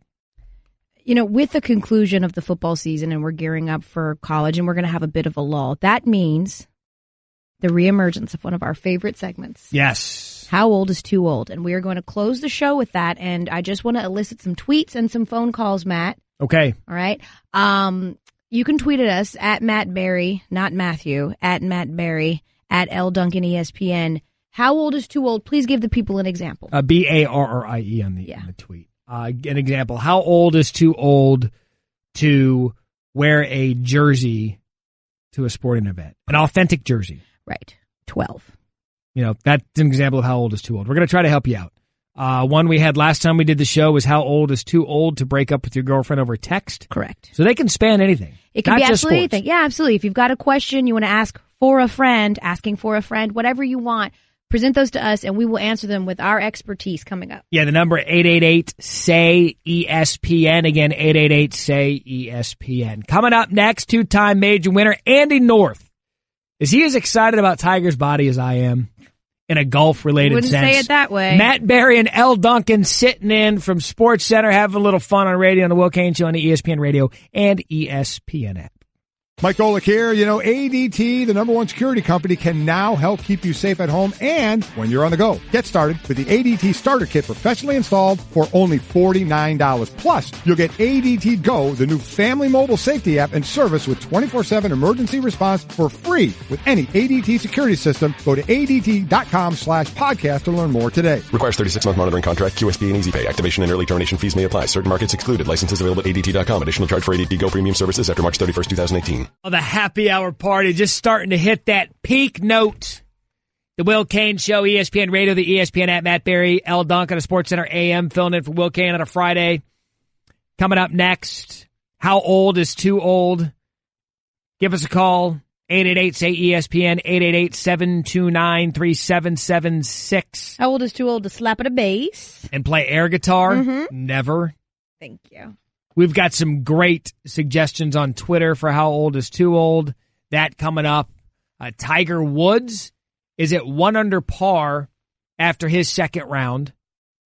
We will wait and see what the cut line is to see if Tiger will play the weekend at Torrey Pines. Two-time major winner, Andy North, square strike himself, joining us on the Shell Pennzoil performance line. And Andy, what's it like out there? How are we feeling about Tiger?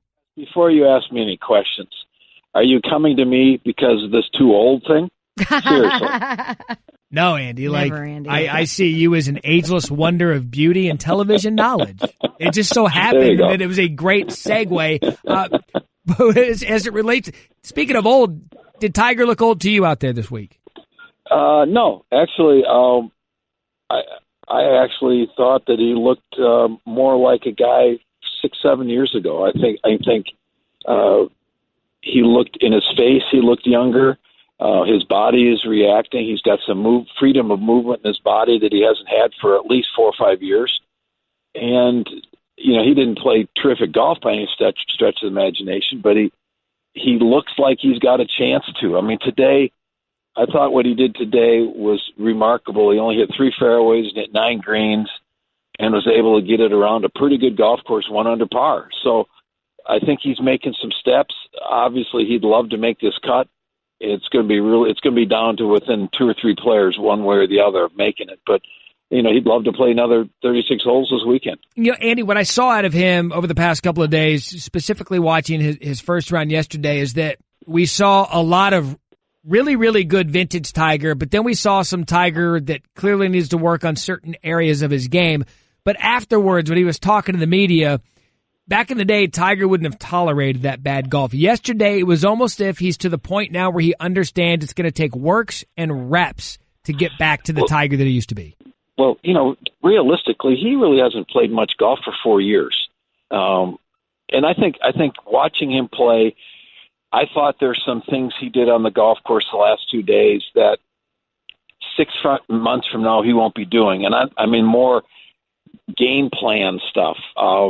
I thought there's some times that we would have maybe seen him hit 3-wood or even an iron off the tee in the past that he hit driver when he didn't need to, and he drove it in the rough. I think there's, when you haven't played a lot of golf and you're finally getting back to playing and you're in tournaments, you need to develop a go-to shot. It's one thing to do it on a practice tee at home. It's another thing to step up on a narrow driving hole and be able to hit a little low squirt cut out there or whatever your go-to is going to be. And I think that's stuff that as he plays more, and if he's able to make some cuts and play a little bit of golf between now and the Masters, I don't think you'll see him making those same kind of, not really mistakes, but just you don't have that yet in your game plan or your arsenal because you haven't done it enough. Andy North, this is Elle Duncan, also known as Casual Golf Fan. And by casual, I mean, like many Americans, I perk up when Tiger Woods is involved. Sure. I don't know a lot about it, Andy, but over the last few years, I feel like we have been bamboozled, us casual fans, time and time again by Tiger. So I lean on you in your area of expertise. What would you need to see from Tiger so that casual fans like me, who tend to pay more attention when Tiger's good, knows that this is really the time to keep an eye on Tiger? What do you need to see? Well, I think we've actually seen some of that already this week. For me, I saw it in watching a little bit in the Bahamas that he's got some movement in his body again. He looked like a 60-year-old guy trying to play the last couple of times he's come back and played. He has admitted it to the world that it's the first time in 10 or so years that he's pain-free. And you can see it in a person's eyes. You can see it on their face when you're hurting all the time. And if you've never had to go through where you're in pain for long stretches of time, you can't even imagine how hard it is just to function. So I think we've seen a guy now that can practice. He's talked about, I went up and watched him hit balls yesterday after his round. He hasn't hit balls after a round in, 2 or 3 or 4 years of playing out here. And, he's excited about that part of it. And he's hitting some really good shots in the range. He needs to now just get it back on the golf course. And this is really a hard test of golf these last 2 days. I mean, the scores are really good, partially because the weather is absolutely perfect. There hasn't been any wind. But the golf course is really, you've got to drive the ball really well. And if you don't drive the ball really well, you are really going to struggle. And, for him to get it around today, under par, hitting 3 fairways, that was Tiger of old stuff to get it around. We saw him hit some great up and ins. He had a poor chip at his next to last hole in the par 3, and that was really the only poor short shot he hit. But he did some really good stuff to hang in there and grind it out. And then today was really, really full grind. So I think, we're getting close to seeing a guy that you can maybe trust that he's going to play some good golf. Look, we just have to see him get through these next couple of weeks and months healthy before we tee it up at the Masters. Andy North, two-time U.S. Open champ, joining Matt Barrie, Elle Duncan filling in on the Will Cain Show. Andy, it's noted that you're one of my favorites here at ESPN, but you don't know what you just did unintentionally that cemented you as a Matt Barrie Hall of Famer. No. Earlier on the program, Elle outed me for earlier today on SportsCenter saying... No, Andy, let me ask you this. You talked about Tiger's movement of his body. Have you ever, okay, and if this is the case, then I will apologize to Matt right here on the radio. Have you ever, in all of your years, proclaimed, my God, his body looks good, out of nowhere? I don't have any idea where we even need to go on that one. It wasn't out of nowhere. He was on the par 3 16th. It was the best swing he took all day, and I said, watching the swing, I go, my God, his body looks good. No, he didn't say it like that, Andy. He literally went, my God, his body looks good. He didn't mention movement. Was this like man crush kind of stuff? Yes, thank you. I'm just trying to get Matt to admit that he has a super man crush, that he was fangirling over Tiger's physique. And he acted like, well, I wouldn't know because I'm not in on the golf lingo, and you're in on the golf lingo. Well, I can understand what Matt's talking about, the fact that you can see when he's making golf swings now, his body has the possibility of having some movement to it, where it was so stiff and old looking the last few years when he's tried to come back. Thank you, Andy. Well, I think Andy just said it in a very analyst way. You're going to have to work this out on your own, you two. All right, Andy, I'll see you for pimento cheese sandwiches. The great Andy North joining us.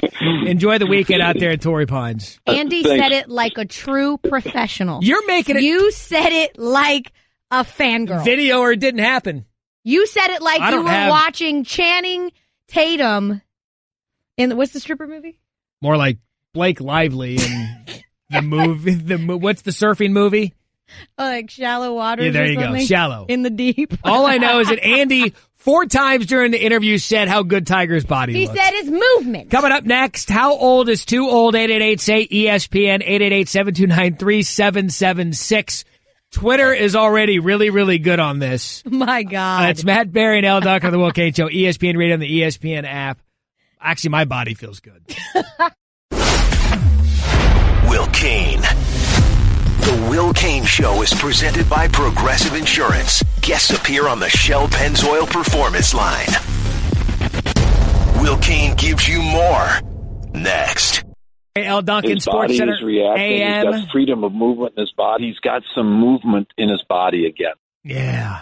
Matt, drooling over Tiger Woods' physique. You run that again. That was Andy North talking about. His body is reacting. He's got freedom of movement in his body. He's got some movement in his body again. Body looks good. Matt, no, that's not what he said at all. God, his body looks he good. described exactly what looks good about his body, not just the arbitrary, oh my God, his body looks good. Didn't have time to get into the dynamics of it. Our friend Andrew Brooks came in and said the same thing.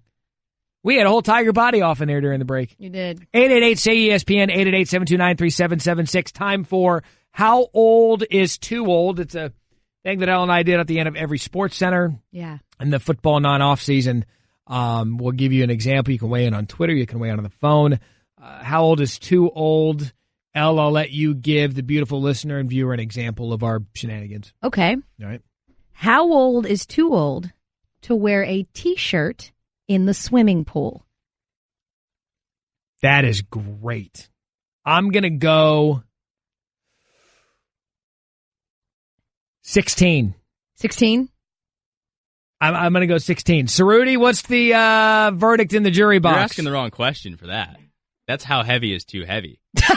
No. It's true. No, that factors in. No, totally incorrect, because here's the thing. I will give you 16. You're still insecure. You don't feel great about your body. Your hormones are crazy, whatever. You're a teenager. When I say a grown man wearing a T-shirt, you need to embrace it. All right? If you're willing to have that kind of bod, then you need to be willing in all your chunky glory to pull it out there at the swimming pool. Who cares? Yeah, she's right. You shouldn't care what people think about you agree. at 35 years old. If you're 35 and you want to wear a T-shirt at the beach, I have the right to judge you. No, in the water. All right, in the water, I have the right to judge you, but you also have the right to do that. No, you don't. No. How old is too old? You don't. Let it go, dude. Can we get some How Old is Too Old music? So you'd rather see that?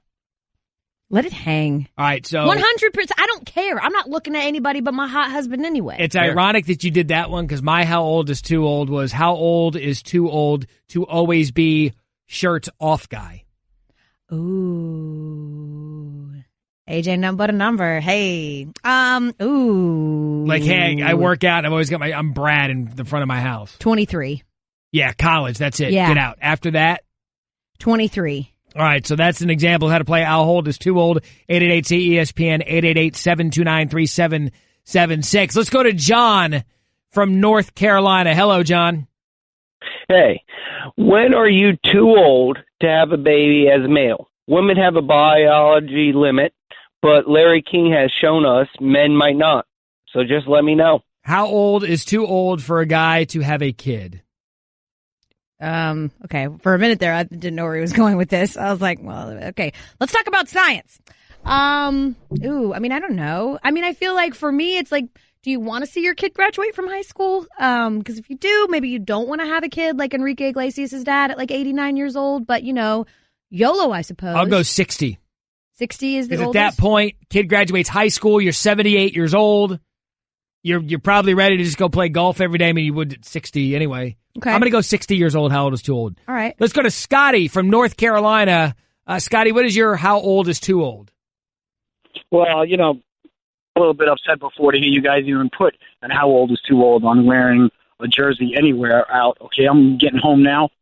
Going to suit up. Going to put on my NHL All-Star 1999 John LeClair jersey ahead of my son's hockey practice, okay? And it's got to be an old hockey jersey because those new Reebok ones, little tight around the gut for us guys that are getting upset about any questions about how old is too old. Scotty, and one other thing I'd like to say. I have to ask one the other question. thing I'd like to say about talking about another man's body as a Patriot fan, okay? Every single week we talk about Tommy's body, so it's perfectly fine. Thank you, Scotty. Well, but we don't say, my God, look at his body in a good way. We look at it as, oh my God, why do you spend so much time eating nothing and your body still looks like that? That's what we say about Tom Scotty, Brady's you're right. body. And you know what? Just because of him, I changed my opinion. Wear a jersey is as old as you want. Let's go to Sam in Pennsylvania. Hey, how you guys doing? Good. How old is too old to go on a random road trip with your buddies? Are you married? No, one is, and the other one is not, and I'm engaged. Okay, so kind of like Bro Palooza every year, get in a car. Road trip. I don't think you're ever too old for that. I don't either. 45. I don't think you're ever too old for that. I mean, didn't Morgan Freeman just have that movie where they're but like 85 years old? Yep. Right? Yeah, and they're like going to Vegas. How'd that Like crowd Wild do? Hogs Yeah. or something. This also is coming from Matt Berry, who was literally about to go on a bro trip in like a month. Yeah, I was talking about what flights I booked to Vegas during SportsCenter commercial breaks For your today, Bromance. which I learned of this new app, which we didn't have time to get in today, which is fascinating. I'm going to put you on a cheat code. Marty in Idaho. How old is too old? Hi, guys. How's it going? Good. Hey, I have to get this out before I get my comment out. Elle, you are by far the greatest female this channel has ever hired. Dad, is that you? No, No, thank might you. be old enough to be your dad. That's very sweet. This is my too old. How old are you? How old is it when you're giving out the same corny pickup lines at a bar?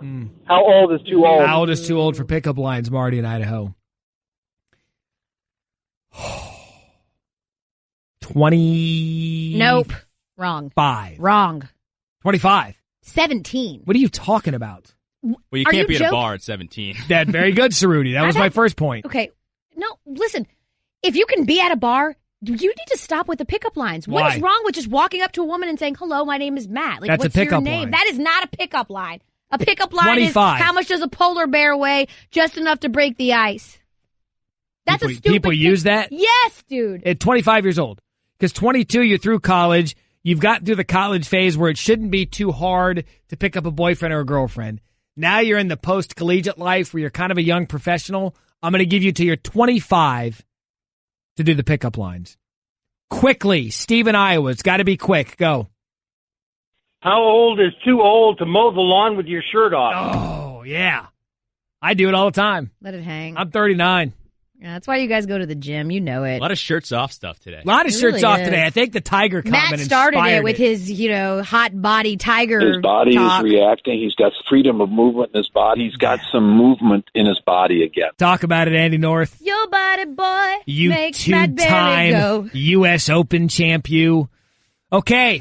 Hopefully we My didn't ruin your God. Friday that much. Have a great weekend. Low bar. Elle Duncan and Matt Barrie alongside. We'll be on SportsCenter tomorrow morning starting 7 a.m. Eastern and again on Sunday morning, 7 a.m. Eastern. If you liked what you listened to today, watch it with your own eyes. I'd say great talking to you, but I'm going to see you in a matter of a few hours. Elle You don't Duncan, think Matt it's Barrie, The Will great. Cain Show on ESPN Radio. Spain and Fitz coming up now. Bye.